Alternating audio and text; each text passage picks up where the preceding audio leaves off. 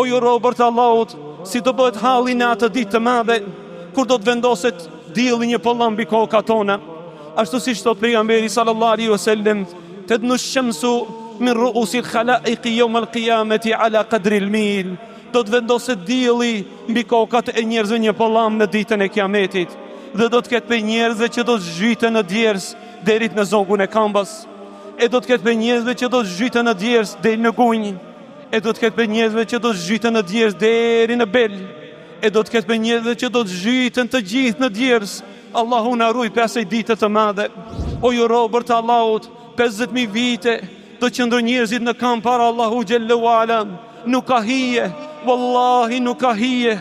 Por pos hije sa arshit Allahu te bareke wa taala.